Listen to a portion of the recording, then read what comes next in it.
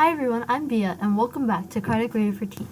For those of you who don't know, Cardiac Radio for Teens is a place where teens can come together with other teens to learn about Spiritist teachings and topics in a way that makes more sense to us and is more relatable to us as teenagers in today's society. So, to catch you up if you are new, we've been reading through the Gospel according to Spiritism together, and still relatively new because we're still on the introduction.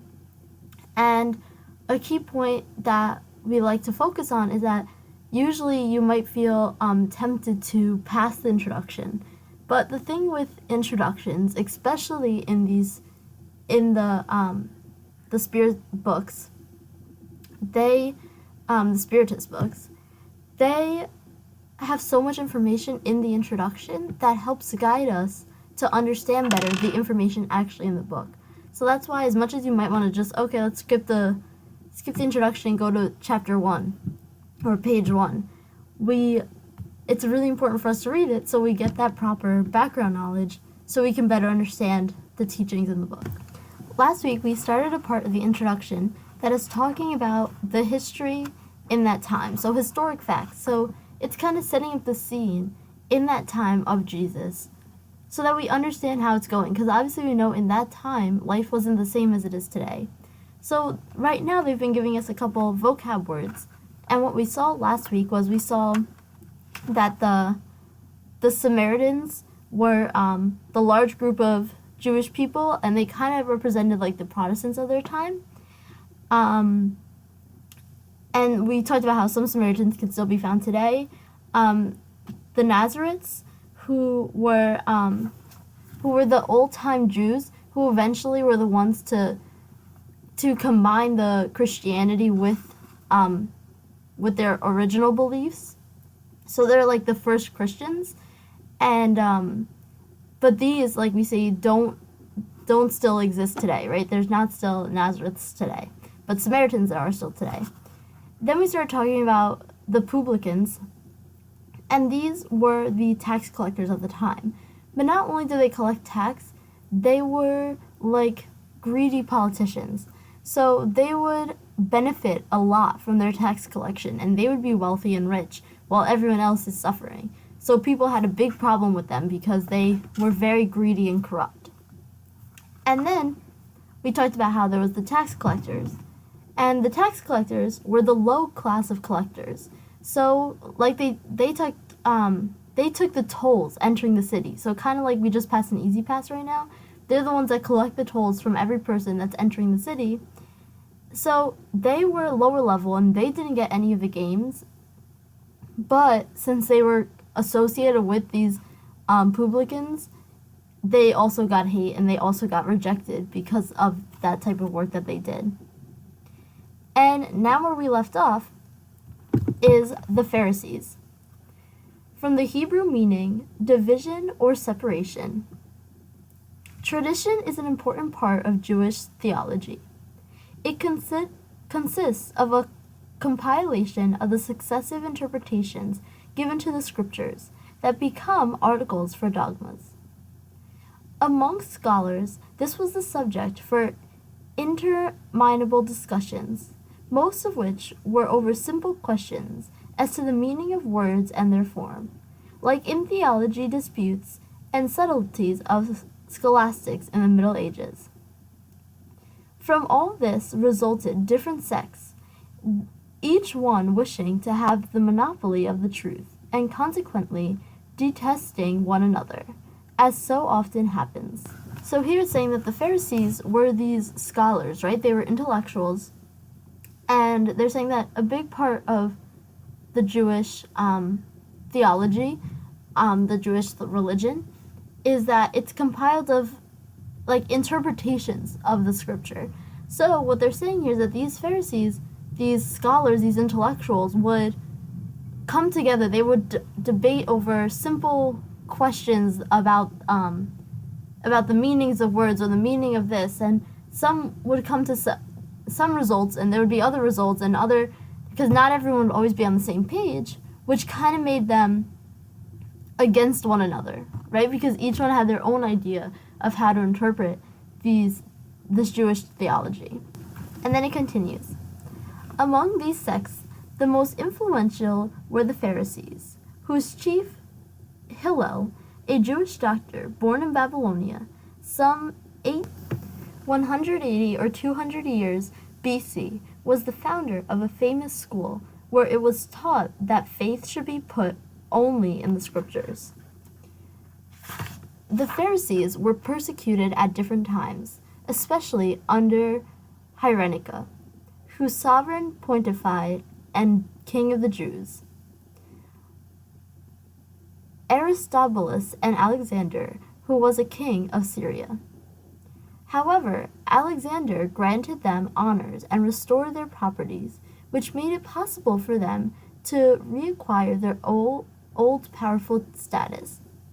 This continued until the ruin of Jerusalem in the year 70 AD, at which time the name disappeared as a result of the scattering of Jews.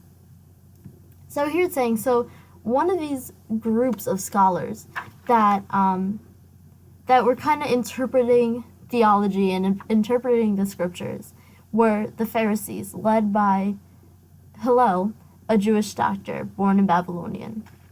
And one thing that's important to see, that this group was persecuted at different times. That group was persecuted under certain rulership of that time. But there was Alexander, the king of Syria, who actually helped restore their properties and everything that they lost from being persecuted, which made them being able to gain back their status and become a more powerful group. Until the ruin of Jerusalem, and then everyone kind of scattered, and then there was no more Pharisees. The Pharisees took an active part in religious controversy. They were faithful practitioners of exterior cults and ceremonies, full of ardent zeal and proselytism, enemies of innovation, maintaining great severity of principles. But behind the cover of punctilious devotion lay dissolute habits, a great deal of pride, and above all, an excessive desire to dominate. Religion was actually a means to an end, rather than an object of sincere faith. It possessed nothing of virtue beyond outward appearance and ostentation. Nevertheless, they exercised a great influence over the people, in whose eyes they were sacred. This is how they became powerful in Jerusalem. They believed, or claimed they believed, in divine providence, the immortality of the soul, eternal punishment, and the resurrection of the dead. But Jesus esteemed simplicity and the qualities of the heart above all else. His preference within the law was for the spirit that vitalizes to the word that kills. He thus applies himself, through his mission, to the unmasked of their hypocrisy, and because of this was considered by them to be their enemy. This is the reason why the Pharisees, together with the high priests, incited the people to eliminate him. So, as we can see here, now they put a whole different take on these Pharisees, right? They're saying they're prosecuted, and then they restored their properties, but now they're saying they took an active part in religious controversy. So, while they said that they were faithful, while they said they were only spreading the good, really behind all of it, there was a great deal of pride and selfishness, and they wanted to dominate, right? They wanted to be above all. So we know that even if they might have been pretending to practice this religion, it still doesn't matter, because those intents within them were hateful towards others and just wanting to dominate others, and they were prideful and selfish. So all those negative qualities. So of course that wasn't gonna work out too well. And again, we see that they disappeared in 70 AD, because as we've talked about before, and even in the beginning of this introduction, that nothing has an evil background is going to prevail, right? It's going to come to an end. It's interesting, though, to see here what they believed, or they claimed to believe. So the thing is, they didn't really believe this because they were just being selfish and trying to dominate. But what they claimed to believe was the immortality of the soul, eternal punishment, and the resurrection of the dead. So, of course, we can not agree with them. So, like, eternal punishment, okay, we've learned from this reading the Spirits book together that there's no eternal punishment.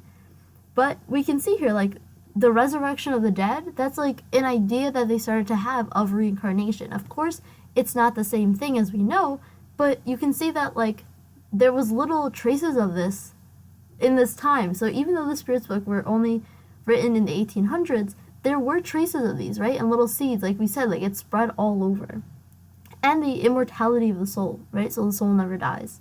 So we can see little seeds of Spiritism in there. But then Jesus came along. And Jesus, like the divine providence, but above all, he put love and charity. And he kind of went, and they say here, the qualities of the heart. He put that above everything else, right? So love and charity and justice above all else. Okay, yeah, there's all these things about God, but love and charity and justice above. And they didn't like this. So this is why we can see that the Pharisees and the high priests, so the priests of the church at that time, they were against Jesus because they saw him saying something that was different than what they were saying. So that's why the Pharisees and the high priests, like, incited people to eliminate Jesus. And then we're on to the next vocab word / type of people that they're bringing to us, which are the scribes. This name was given, in the main, to the secretaries of the king in Judea, and to certain people who understood matters relating to the Jewish army. Later, it also applied to those scholars who taught the laws of Moses and interpreted it to the people. They enjoyed in common cause with the Pharisees, sharing their principles as well as their aversions to all innovation. This is why Jesus included them when he launched criticism against the Pharisees. So the scribes were the people that wrote, like a scribe. We can kind of put that together. But mainly, they served as secretaries for the king. So it wasn't just like anyone got to write. They were like secretaries for the king and documented everything for the king or for the army. And then eventually they started also documenting the laws of Moses and, like, sharing it to people by word of mouth for those who couldn't just read or write. But here's one tricky thing about the scribes. They eventually joined in with the Pharisees in these greedy and selfish beliefs and actions. So they kind of joined in with the Pharisees. And so what they're saying is, and they didn't want any innovation, right? They wanted to stay in this old society that they had, and they wanted nothing to improve because they wanted to just rule this old society. And again, this is why Jesus included them when he criticized the Pharisees. So we'll see that later on in the book, but when we see that, we'll remember that, oh, he's including the scribes because the scribes kind of took partnership with the Pharisees. And then they continue with the next word, which is synagogue. From the Greek synagogue, meaning assembly, congregation. There was only one temple in Judah, that of Solomon in Jerusalem, where all the great ceremonies of worship were held.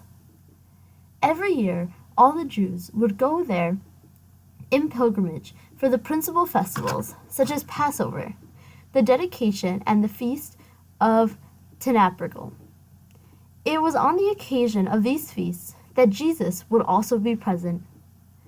The other cities did not have temples, only synagogues, buildings where the Jewish people would collect for their Saturday meetings and public prayers, under the leadership of their elders, the scribes, or scholars, versed in the law. It was due to this fact that Jesus, although he was not a priest, was able to teach at the synagogues on Saturday. Ever since the ruin of Jerusalem, the dispersal of Jews, the synagogues, in the cities where they went to live became temples for the celebration of their cults. So here, what they're explaining is that the synagogues, so first they only had one temple. Like when we think of a big fancy temple, they only had one of those. So for the big holidays and celebrations, everyone would go there. Everyone would go on a trip to this big temple to have a big official ceremony and meeting. But when it wasn't a big event, then in each community there was a synagogue, which is basically just a simple building in which the Jewish people just met, and then someone who was versed in the law, their elders or scribes or scholars would run these meetings, and they would be versed in the laws and they would speak. And it was kind of more, it was like a casual, open thing. So just think very basic. And so then they're saying it's because of this fact that Jesus was able to teach in the synagogues. Because the synagogues were just these open places for scholars and scribes. And they just, it was open for everyone, but the scholars and the scribes would just, who were versed in the law, would share it with everyone. So that's how Jesus was able to also teach at the synagogues, because that was a casual thing that was open to all. And what's interesting is that they did it on Saturday, right? Because usually we assume Sunday, but they did these teachings on Saturday. And then they put in another fact that ever since the ruin of Jerusalem, so when Jerusalem got ruined and the Jews all scattered, the synagogues that were in these old towns, when people went to live there and like take over the town, those turned into temples for the celebration of the cults. So it's sad to see that it was taken over and then used poorly. So what they're saying is, maybe if you've heard the word synagogue used in a poor connotation, a negative connotation, that's why. But what we're talking about is these places where the Jewish people would meet to learn. The next group of people that were brought to us here is the Sadducees. These are another Jewish sect founded about 24 BC, whose name came from Sadok, its founder. They did not believe in mortality or resurrection, or in the good and bad angels. However, they did believe in God. But as they expected nothing after death, they served him, having in mind only temporary recompensation, which, according to them, were limited by divine providence. With these thoughts in mind, their main objective in life was the satisfaction of all physical senses. As to the scriptures, they followed the text of the old laws. They would not accept traditions or any form of interpretation. They put good works and the pure and simple observance of this law before all outward practices of worship. They were, as you see, the materialistic, deists, and the sensualists of their time. This sect had few followers, but amongst them were some important personage, and it became a political party consistently in the opposition of the Pharisees. So these Sadducees were, like I said, another group of another Jewish sect, a little section of it. But they didn't believe in immortality or resurrection or good or bad angels, but they believed in God. So we see that some people, like today, they're saying like materialistic, or some people don't really follow exact things, but they're like, okay, I believe there's a God, but I'm not sure what else. And so this is a small group, and they didn't have that many followers, but it was frequently in opposition to the Pharisees, right? Because they didn't believe in that stuff that the Pharisees was doing, and that was important because, like we mentioned before, the Pharisees were doing wrong things, right? They were not they were being selfish. So it was good to have this group that was in opposition of the Pharisees. The next word brought to us is Essenes.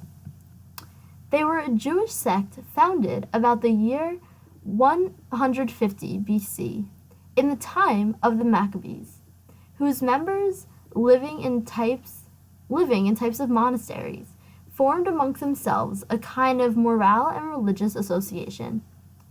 They distinguished themselves by their pacific ways and austere virtues.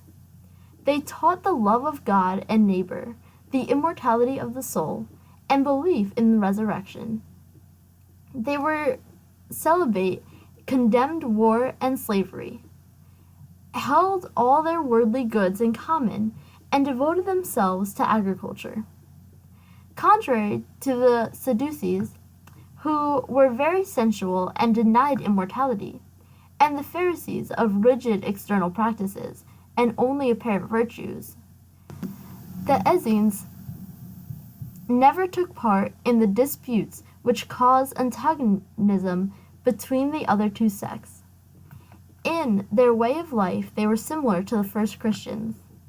The moral principles they professed caused many people to suppose that Jesus had belonged to their community before he began his mission.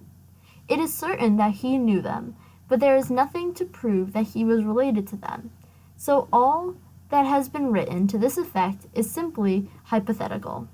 And then there's a little footnote here that says, the death of Jesus, supposedly written by an Essene, is an entirely apocryphal work whose only objective was to serve one opinion. It carries with it the proof of its modern origin.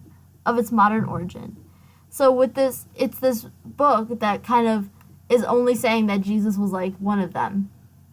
But as we see with this group of people, they were incredibly close to our beliefs today, right? And I think a key part of this we can see is that they were members that were living in the monasteries.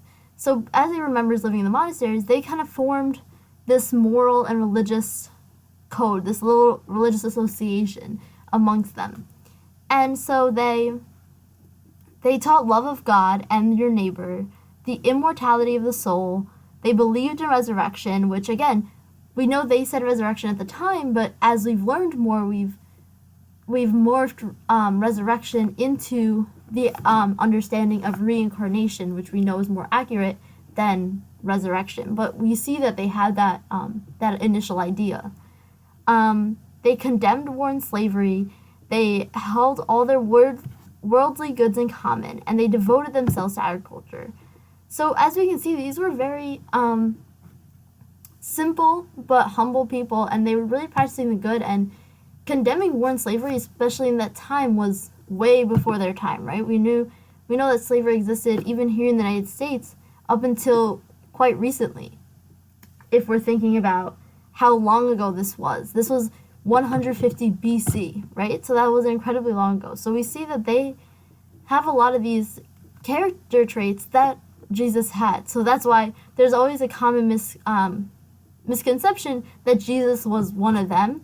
Jesus was not said to be one of them, but they were like the first types, so they were similar to these first Christians.